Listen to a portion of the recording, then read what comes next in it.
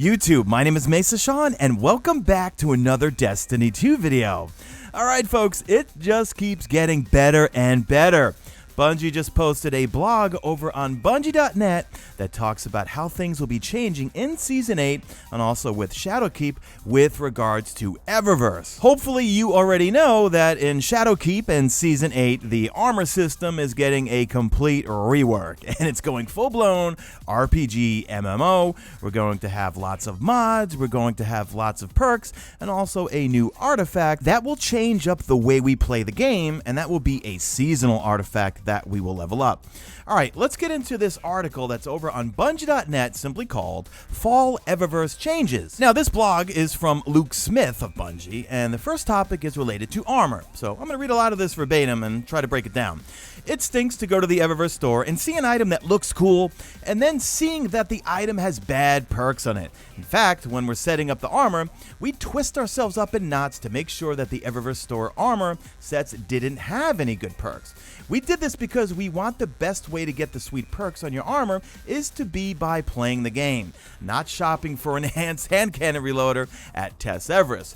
The root cause, dating all the way back to Destiny 1, is that Eververse armor has always had perks and gameplay capability as part of the package. Luke continues with, "We are done with that. As of this September, all Eververse armor is being converted into universal ornaments.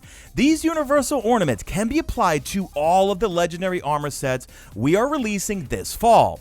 They will override the look of your equipped gear while preserving the perks, mods, and stats of the original item." Transmog, we're getting it, guys. Any Eververse armor you have acquired in your collections will have its universal ornaments automatically unlocked for you to use on new legendary armor. For example, if the song in your heart is to have your Titan roll with a 2018 Tin Man-esque Festival of the Lost helmet, you could put it on any of the new legendary armor coming to the game this fall. They give us an example and they say this is a work in progress. Now we see the Noble Constant Type 2 helmet, and let's say this particular helmet, well, has a good roll in it and you like the perks. Well, look at all these different ornaments you have. They're all from Eververse. So here we have the Dragonflight Regalia helm, which I like. I actually have that and I've been saving it because it looks very hive looking. But you can see here, equip this ornament to change the appearance of your armor. So you could find that helmet or piece of armor that you really like and just apply an ornament from Eververse if you like the way it looks. I love this. Next up, Luke tackles the evolving of Bright Dust, and he says, historically, the best way to earn Bright Dust in Destiny 2 has been to buy a bunch of Bright Engrams, shard everything from the Engrams and build a giant bankroll of Bright Dust, and then spend it when the Warlock Dire Ahamkara helmet shows up in the Bright Dust row in the last week of the season. We're going to change this. This fall, we're changing Bright Dust from a pay and or play to earn currency to a play to earn reward. That's right, folks. We're adding Bright Dust as a reward for completing Vanguard, Crucible, and Gambit bounties. We want all players to earn dust for playing, not for spending money and destroying a bunch of items in their inventory. After you complete all of your bounties for the week, there will be an additional avenue to keep grinding out Bright Dust. It's also been pretty uncool to go into the collection screen and spend Bright Dust to get shaders or ghost shells or whatever. We're going to fix that too. Beginning September 17th, Eververse items in your collections will cost Glimmer and Legendary Shards. Man, this keeps getting better and better, like I said in the intro. If you want to keep pulling out that exotic sparrow that looks like a motorcycle until you get the good sparrow perk, instant summon of course, he puts, you could do that with Legendary Shards and Glimmer. Lastly, Luke tackles changes to dismantling Eververse items.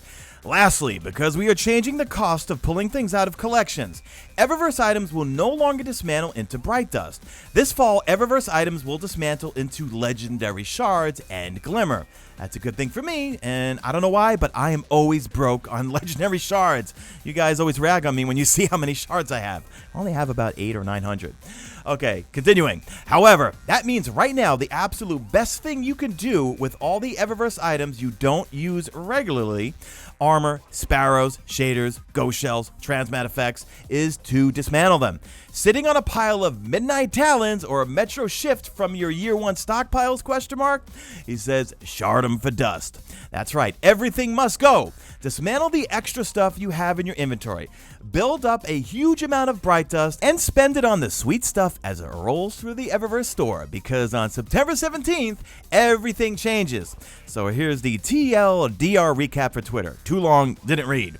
On September 17th, all Eververse armor, new and armor you have already acquired, is being converted into universal ornaments.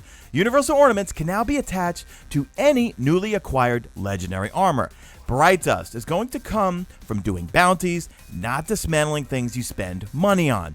Eververse items can now be pulled from your collections with glimmer and or legendary shards instead of bright dust.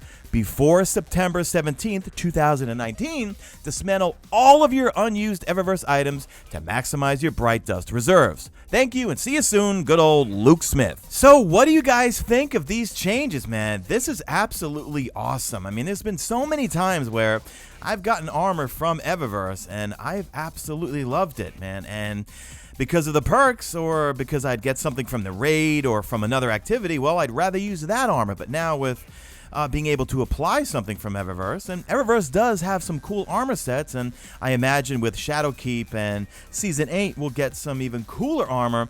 Man, I am psyched. You guys let me know in the comment section what you guys think, and while you're there, leave me a good old hashtag made it to the end if you didn't make it to the end, and do me a favor, drop a like in this video only if you see fit. Follow me on Twitter at Mesa Sean. Check out my stream, usually and always on YouTube, and that's it. I am out of here like Vladimir.